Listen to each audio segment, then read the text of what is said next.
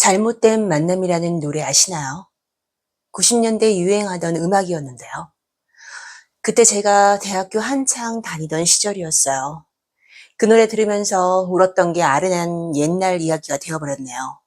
세월 참 빨라요. 그때 무슨 일이 있었는지 제 이야기 한번 들어보세요.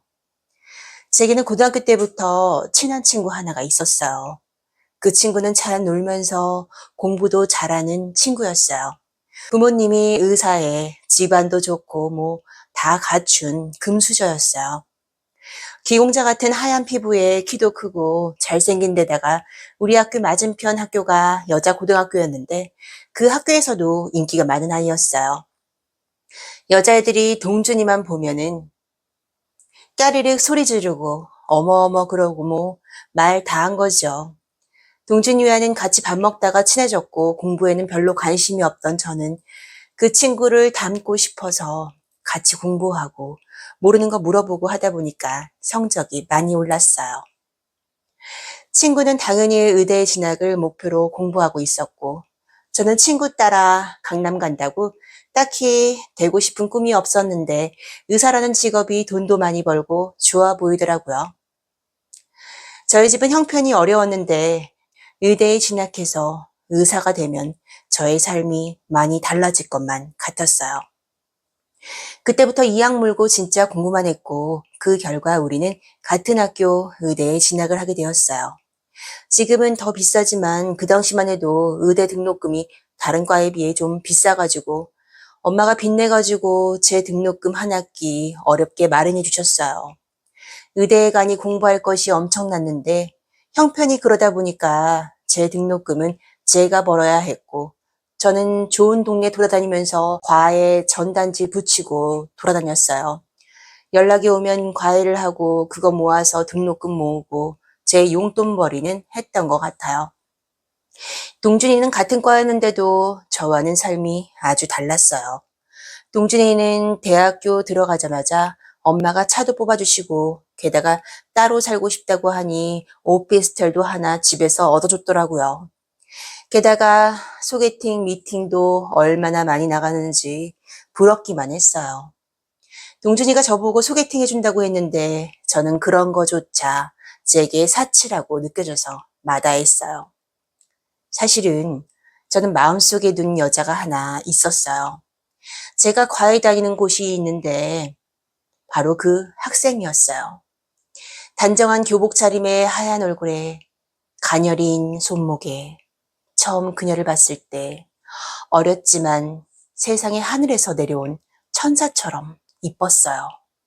제가 맡은 과목은 수학과 과학이었는데 정말 열심히 가르쳤고 그녀를 볼 때마다 심장이 두근거렸어요.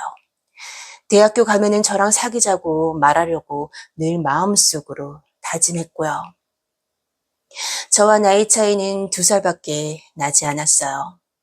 아무튼 일주일에 2번 그녀 집으로 과외에 갈 때마다 너무 설레이고 긴장되는 나날의 연속이었어요. 그녀는 바라는 여대에 진학을 했고 제게 이게 다 선생님 덕분이라고 했어요.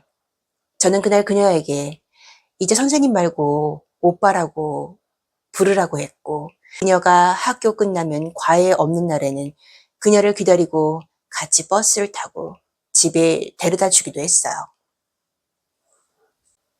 버스 뒷좌석을 좋아하던 그녀는 저와 뒷좌석으로 갔고 우리는 늘 손을 꼭 잡았고 그녀는 CD 플레이어에 이어폰을 하나 제 귀에 꽂아주며 좋아하는 팝송을 들려줬고요.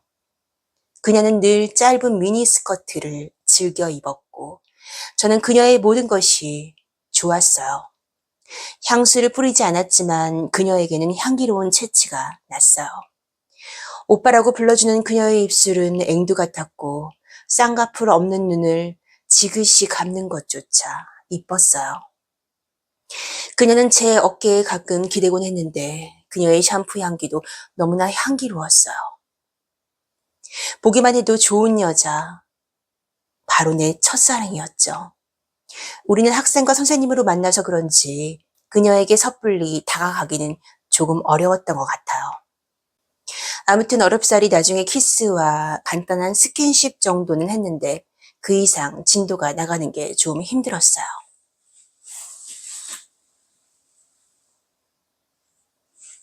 그녀는 야리야리했지만 여성스러운 콜라병 같은 실루엣의 하얀 블라우스에 단추 사이로 살짝 보이는 그녀의 브래지어를 보기만 해도 아찔했어요. 아름다운 그녀에게 키스를 하고 그녀의 허리를 감싸 안고 약간의 스킨십 뒤에 제 손이 가려고 할 때면 제 손을 꽉 잡았어요. 그대로 가만히 있으면 좋으련만 그냥 제게 몸을 맡기면 좋을 텐데 그녀에게서 돌아오는 대답은 늘 똑같았어요. 아직은 준비가 안 됐다고. 심지어는 제가 책임진다고 했는데도 똑같았죠.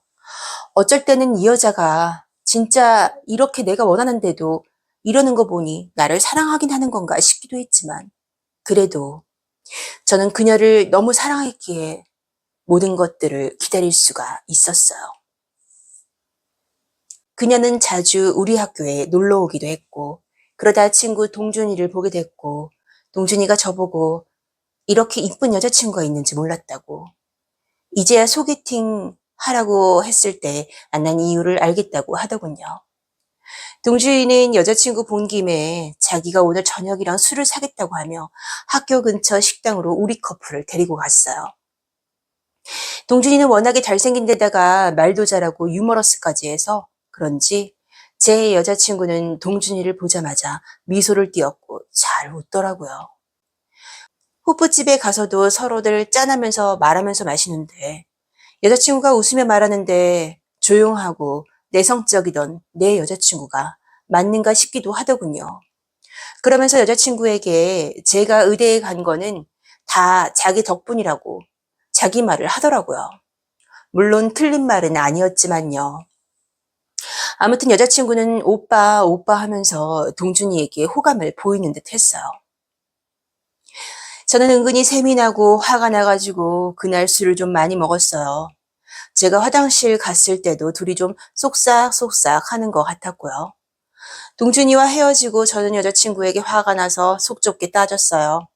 동준이는 집안도 좋고 잘생기고 너도 마음에 드냐고요.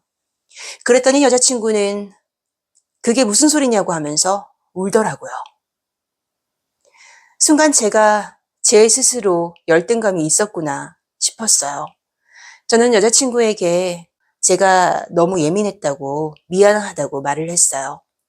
그 뒤로 여자친구와는 좀 서먹서먹해졌어요. 그 당시에는 핸드폰이라는 게 없어서 집에 전화를 하면 어머님이 받으셨는데 여자친구 잔다고 뭐 이런 말들이 많아졌고요. 아무튼 뭔가 그때부터 우리의 사이는 틀어진 것만 같았어요. 그러다 중간고사가 다가왔고 동준이가 시험 전에 족보를 준다고 해놓고 연락이 없길래 동준이 오피스텔로 가게 됐어요.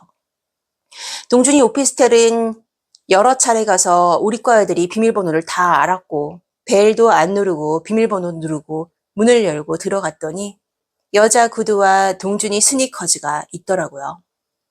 아, 이런 제가 잘못 들어왔구나 하고 나가려고 하다가 다시 뒤돌아보니 눈에 익은 여자 구두였어요. 이건 제 여자친구의 구두였네요. 그것도 제가 아르바이트를 해서 사준 구두였어요. 저는 확인이 필요해서 조용히 들어갔어요. 오피스텔에는 침대방이 하나 있었는데 그 방문이 살짝 열려져 있었고 충격적인 장면이 펼쳐졌어요.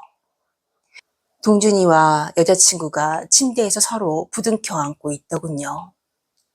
여자친구가 동준이의 등에 가려서 잘 보이진 않았지만 가녀린 그녀의 실루엣이 여자친구임에는 분명했어요. 여자친구의 블라우스는 반쯤 내려와 있었어요. 내 여자친구가 동준이의 침대 위에 있다는 게 믿어지질 않았어요. 그렇게 제게 안 된다고 한 여자친구, 내 소중한 요조숙녀가 왜 저기 있는 걸까요?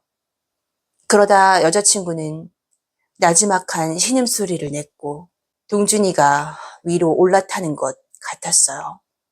저는 더 이상 지켜볼 수가 없었어요. 뒤로 돌아서서 신발을 신고 나가려는데 요란하게 침대가 삐걱거리는 소리가 나더군요.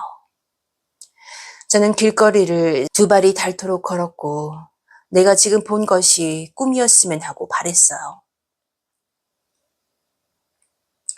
길거리에서는 잘못된 만남이라는 노래가 흘러나오는데 그제서야 정신 차리고 이게 현실이 맞구나 하며 제 눈에 눈물이 하염없이 흐르더군요.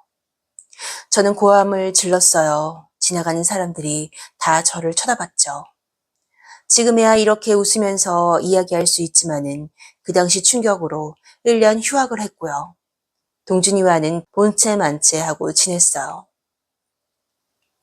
동준이는 여자친구에 대해 일절 제게 말을 안 했고 여자친구는 동준이에게 그저 많은 여자 중에 한 명이었던 것 같았고 그들의 만남은 오래가지 않았어요. 나중에 여자친구가 울면서 제게 미안했다며 연락이 오긴 했는데 저는 이미 마음이 닫아진 상태였고 더 이상 연락하지 말라고 했어요. 동준이는 얄밉게도 의대 졸업하고 집안 어른 소개로 집안 좋은 여자와 결혼해서 현재 잘 살고 있고요. 그리고 그때 여자친구는 들리는 소문에 아직도 미혼이라고 하네요. 저는 제 직업에 자부심 가지고 잘 살고 있고요. 지금의 아내를 병원에서 만나 아들, 딸 낳고 오순도순 살아가고 있어요. 제 짝사랑은 이루어지지 않았고 정말 제게 깊은 상처를 주었던 아련한 추억이 되었네요. 아침에 일어나 제 품에 안겨 잠든 아내를 보면 그때 그렇게 된 게 정말 다행이었다는 생각이 들곤 합니다.